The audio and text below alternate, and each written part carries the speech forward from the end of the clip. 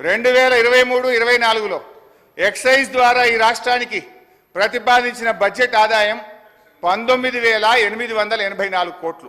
19,884 కోట్లు. ఇందులో ఏముంటుందంటే అధ్యక్ష, ఈ 19,884 కోట్లు ప్రతి 2 సంవత్సరాలకు ఒకసారి షాప్స్ యాక్షన్ పెడతాం.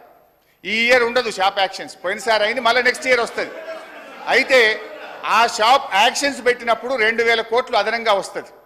అయితే ఈసారి ఆదాయం లేకపోయినా గౌరవనీయులైన భట్టి గారు ఎక్సైజ్ ట్యాక్స్ మీద వచ్చే ఆదాయం ఎంత 25,617 కోట్లు పెట్టారు.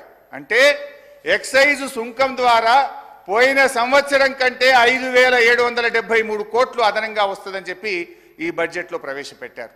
అంతేకాదు వ్యాట్ బై ఎక్సైజ్, వ్యాట్ రూపంలో మరో 2,760 కోట్లు ఎక్సైజ్ మీద ఆదాయం ఎక్కువ వస్తుందని పెట్టారు.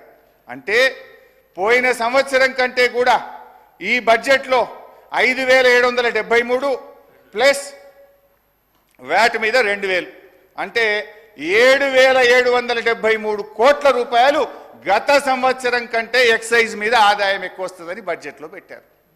బడ్జెట్ మీద మొత్తం ఆదాయం ఎంత ఆశిస్తుంది తెలుసా అధ్యక్ష? ఈ ప్రభుత్వం ఎక్సైజ్ అండ్ వ్యాట్ కలిపి 42,000 కోట్ల 49 రూపాయలు ఎక్సైజ్ రూపంలో ఆదాయం సంపాదిస్తామని బడ్జెట్లో గౌరవ ఆర్థిక మంత్రి పెట్టారు.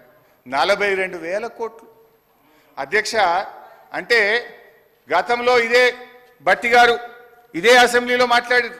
అప్పుడున్నది 25,000 కోట్ల ఆదాయం, వీళ్ళు 42,000 కోట్లు చేసింది. ఇప్పుడు ఏం మాట్లాడినరో భట్టి గారు ఎక్సైజ్ మీద నేను వినిపిస్తా అధ్యక్ష. అంటే ప్రతిపక్షంలో ఒక మాట, అధికారంలోకి రాగానే మర్చిపోతారు. గ్రామీణ ప్రాంతాల్లో మద్యం సమస్య అత్యంత భయానకంగా మారింది. బెల్ట్ షాపులు పెట్టి జనాన్ని విపరీతంగా పీడిస్తున్నారు. దీని గురించి ఆలోచన చేయండి అధ్యక్ష. ఆ రోజు గ్రామానికో బెల్ట్ షాప్ ఉంది. ఇప్పుడు మీరు చెప్పిన 42,000 కోట్లు కావాలంటే గల్లీకో బెల్ట్ షాప్ పెట్టారు. మీరు గల్లీకో బెల్ట్ షాప్ పెట్టే పరిస్థితి వచ్చింది అధ్యక్ష.